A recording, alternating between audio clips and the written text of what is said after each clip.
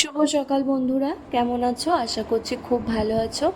আমিও খুব ভালো আছি। তো সকালবেলা ওকে হরলিক্সটা গুলে দিলাম।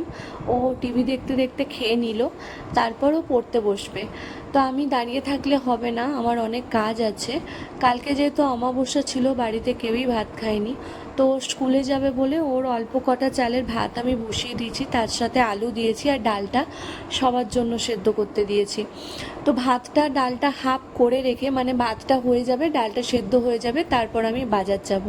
তো আমি বাড়িতে আমাদের যেটা যা হয় পালন করা হয়, আমি আমার ছেলেকে সেটাই শেখাই। অনেক বাড়ির বাচ্চারাই আছে, অনেক জেদ করে, যেদিনই নিরামিষ তাদের ঘরে সেদিনই আঁশ খাওয়ার বায়না করে। তো না, আমার ছেলে একদমই সেটা করে না।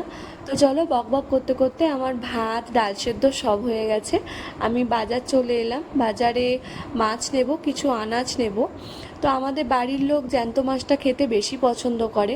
তো চলো, বাজারে এসে আমি রুই মাছের দেখা পেয়ে গেছি, আমি এই রুই মাছটাই নেব।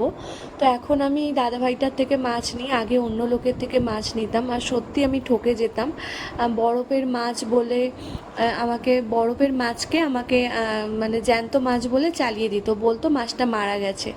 এভাবেই ঠকে যেতাম। তো চলো, এখন শিখে গেছি। আর কিছু আনাজ নিয়ে নিলাম। বাড়ি এসে ডালটাও করে নিলাম। এরপর ছেলের ব্যাগটা গুছিয়ে দিই, যেহেতু একদম ছোট, পারে না। সে তো রুটিন দেখে দেখে ব্যাগটা আমিই গুছিয়ে দিই। আর চলো, আমি এই কিছুক্ষণের মধ্যে দেখলাম যে আমি কতই না কাজ করে ফেললাম। সত্যি বলো, মেয়েরা হচ্ছে মানে মেয়েদের সত্যি 10টা হাত, আর ছেলেরা একটা কাজ করেই হাঁপিয়ে পড়ে। কি মানে ভুল বললাম কি ঠিক বললাম, অবশ্যই আমাকে তোমরা কমেন্ট করে জানিও। তো চলো, আমি মাছ ভাজতে দিয়ে এসেছি কড়াতে। মাছ হয়তো ভাজা হয়েও গেছে, আর আমার বইটাও সব গোছানো হয়ে গেছে। মাছ ভাজা হয়ে গেছে, ওকে আমি ভাত খাইয়ে স্কুলে পাঠিয়ে দিয়েছি। এসে দেখলাম পেয়ার লাইন হয়ে গেছে, মানে পেয়ার লাইনে সবাই দাঁড়িয়ে গেছে। আর ওর একটা আঁকার বই হারিয়ে গিয়েছিল, তো স্কুল থেকেই সেটা পাওয়া গেছে। তো চলো, আজকে ওর একটা বন্ধুর বার্থডে ছিল, ওকে মিষ্টি খাইয়েছে। তো এখনকার মতো টাটা, আবার